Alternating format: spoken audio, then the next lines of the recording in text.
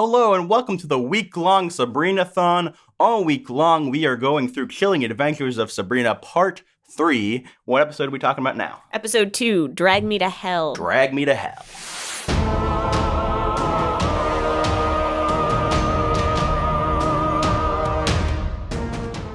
I'm Dan. And I'm Clara. And what did you think of Drag Me to Hell? It was good. My feelings are I enjoyed the episode. I don't think it was like one of the low points of Sabrina, but I do think it was a not perfect episode. Yeah. I think that the core storyline of going after this child killer and dragging him to hell and stuff like that was all enjoyable, and I enjoyed the like villain of the week type of stuff there.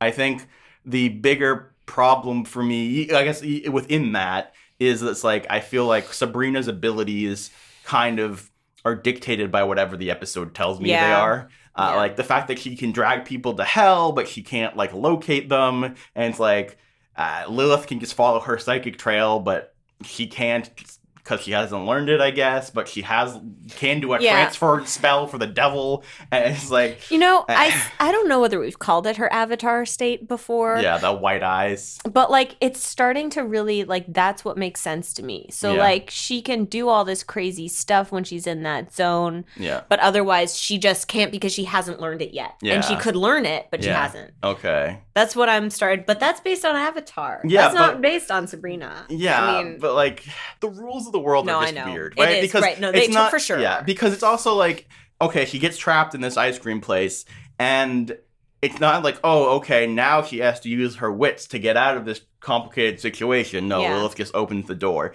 And so, like, a human can trap her even though she's the queen of hell. And it's just, like, he's not even a wizard. That's not the word. I'm like, warlock. Well, I mean, we've seen other humans, like the lawyer in season 1. Humans, I like that humans, and we have witch killers, like witch hunter professionals. Yeah. I mean, I like that humans can just through studying be able, and it's all through study, like usually. I mean, the witch hunters, I guess, not so much, but they can outsmart really powerful people. Yeah. I like that as an idea. So that I like it if they use that to empower the Fright Club in the future. Yeah. Right now, the fact that they have those two separate, like the Fright Club is just like trying to do stuff but not really doing anything. I don't know. But we liked him better this time. Yeah, it was good. The one thing I will say, though, is what is, like, the point of the high school stuff at this point?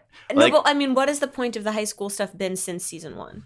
Well, at least then it was like, oh, you know, she needs to be, I guess you could still say she needs to be held to the mortal realm or whatever. But at this point, I'm like, why couldn't she just be going to the unseen arts full time?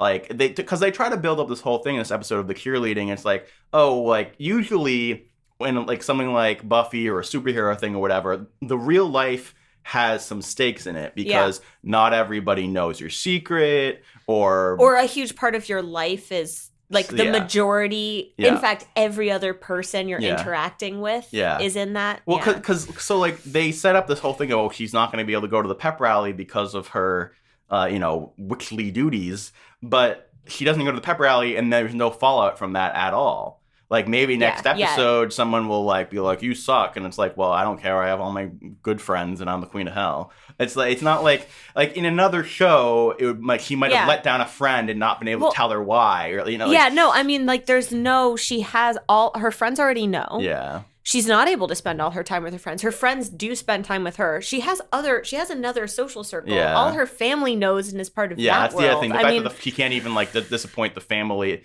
in that way. It's like, there's nothing. Yeah. And her boyfriend isn't even immortal. Right. At this point. So it's like, there's nothing other than just like, oh, high school tropes are fun to, like, make me in any way care about. It would be cool, though, as soon as you said that, is, like, they did the soul transfer thing, but, like, it would be really cool. If what? Is if Nick, because, I mean, he had his powers through, like, the if he had to become mortal.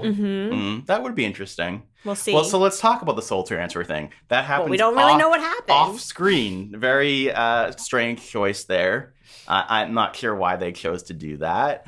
I liked the aunts finding out and being angry. I liked everything with Prudence and Ambrose, like that whole thing, and Father Blackwood, and like the oncoming creepy threat. twins. Yeah, I think that's all really cool. I just think it's the other thing is on top of it all, like the fact that they got Nick free in the second episode feels really weird. Like that seemed like that was the mission of the season, and like it doesn't. Now it's a bigger bad. Yeah, but I guess it just seems very strange. It feels super anticlimactic that then they did it, and it was so intense. We'll see. And then it happened off screen.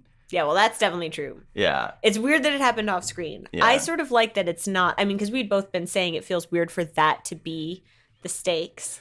Yeah, I don't think that. I felt like that was fine as like one of the ongoing plot lines, at least to get to like episode 6 or something. Like at least then there's drama in her relationship. But we'll see. I don't know. I thought we were going to get a lot more of potentially evil Nick and all that stuff. I am very disappointed that we essentially had no evil Nick. Yeah. Actually, we had no evil Nick. Yeah. And Nick isn't a Satan. Now we're down to 2 Satans. We're down to 2 male Satans, and we also have Lilith. Yeah. Who I didn't include in my count last time. I'm sorry, Lilith. I mean, Lilith is great. I enjoy everything in Hell. I enjoyed a good amount of Sabrina taking over Hell or whatever. I really liked that scene. I like the idea of her being this traditional, back to the roots of Satan. Yeah. She's right. Like things have gotten crazy. Like it should be about punishing bad people. That's good Hell. Yeah. I think that was fun. I'm excited to see more about Blackwood. I'm excited to have Ambrose back in the group dynamic. The other thing, how did you feel about Zelda slapping the student? Because it felt odd to me. It comes back to a problem we talk about a lot, where I'm like, you're witches. The fact that you slapped a student, you were ready to cannibalize her, or not her. Like no, who was it? Yeah. It was Prudence. Yeah. Like you're still like I understand maybe now you're not as much under. No, but she ate another student. Yeah. I mean, you eat students. Like every year they eat students. It's I don't know. Yeah, and on top of that, like Hilda. And they've killed her. Hilda murdered people. I mean, like, this character has had a lot of worse things done to her, I guess. I guess it's just, like, they're trying to, like, put it within real-world context where, like, yeah, you shouldn't slap a student. But, like, you eat them. Yeah, it's I understand maybe you're like, oh, we're trying to be better. But the fact that she was so, like, crestfallen, like, immediately, like, oh, I can't believe I did that. It must be the devil that made me. It just felt off to me. Where it's like, what do they...